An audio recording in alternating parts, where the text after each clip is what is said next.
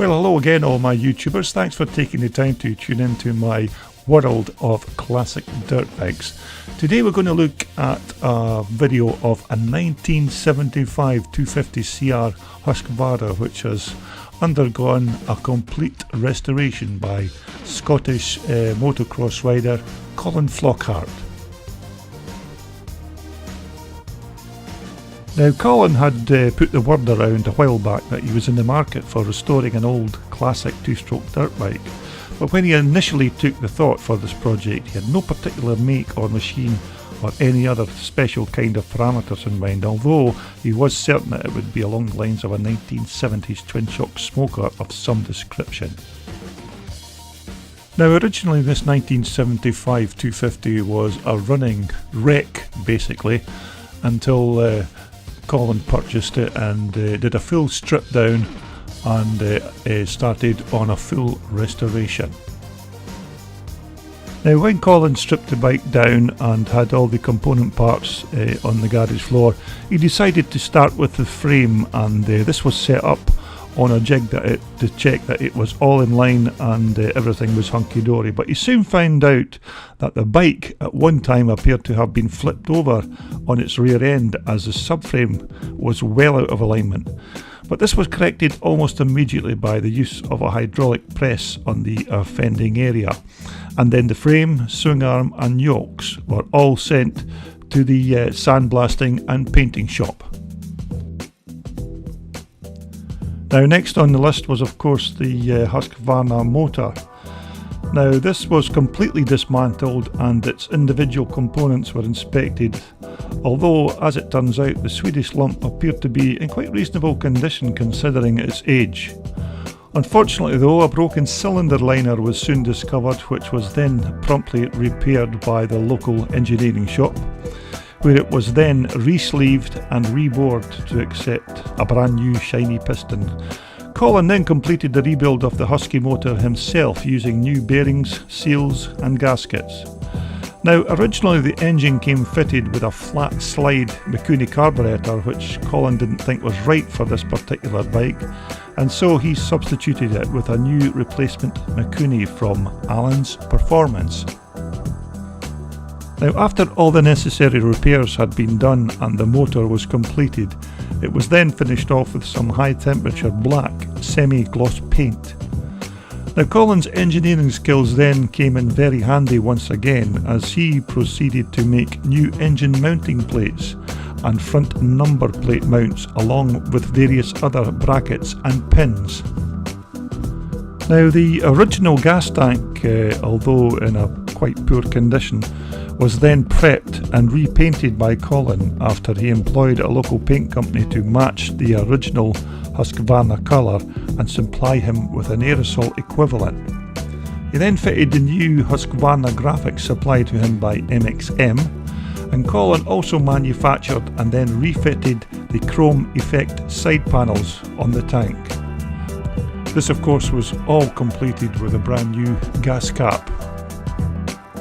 Now, Colin opted to manufacture himself a pair of alloy risers to lift the ride height of these Renthal 25mm handlebars, because he thought the original ride height was a bit on the low side when he was standing on the pegs.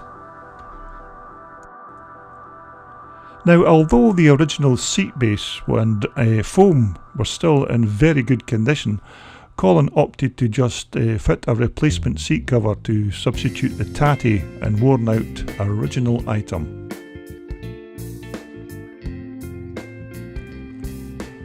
Now, if you're quite familiar with these Husqvarna dirt bikes, you may have noticed that the exhaust is not the original item for this bike, as Colin opted for a newer 1975-76 exhaust with a D&G rear silencer.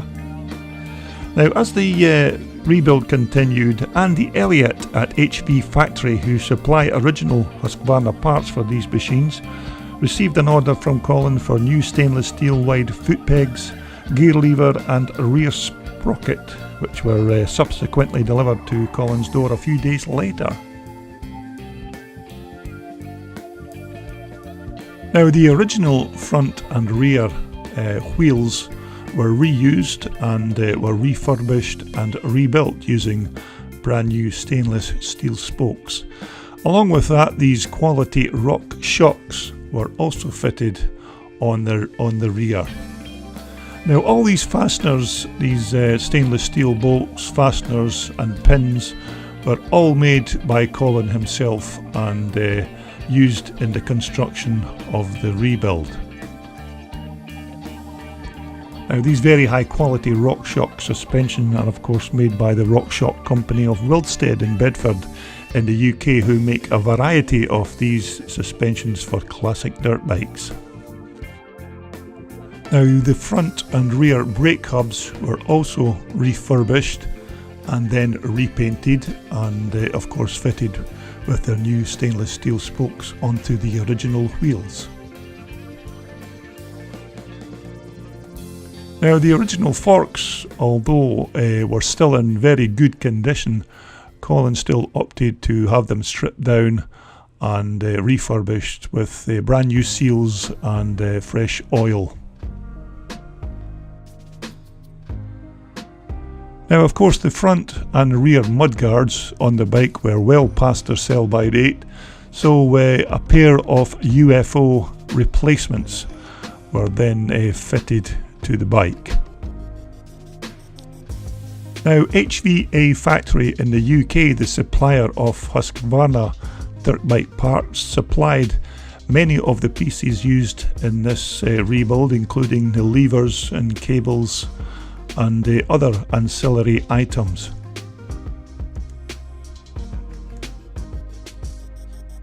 Now it took Colin almost 4 months to complete the transformation of this vintage machine from a scruffy looking, well worn out classic to what can only be described now as a concourse winning machine. In fact, soon after the completion of the build, the bike was put on display at the Scottish Bike Show at Ingliston near Edinburgh, and it then promptly walked away with top prize in the best dirt bike category. Okay, we've now had a look at the actual build of the bike, but let's just take a quick listen and see just exactly what she sounds like. Pedal turned on. That usually helps, like.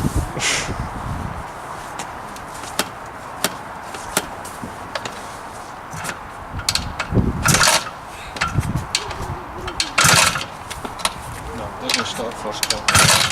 It's not that fuel. You ain't pumping the petrol down a wee bit.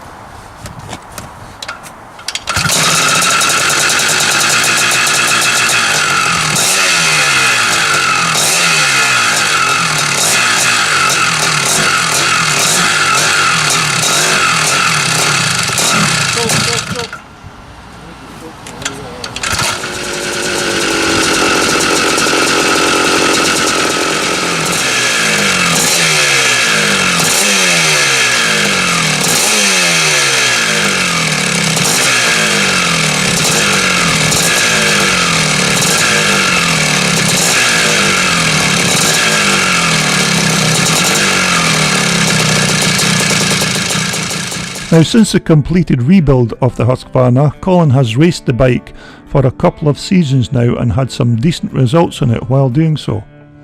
Although since then he has now sold the bike and has in his possession another classic dirt bike, a lovely Shenny BSA, which he now currently races. So I hope you enjoyed having a look at Colin Flockhart's 1975 CR250 Husqvarna.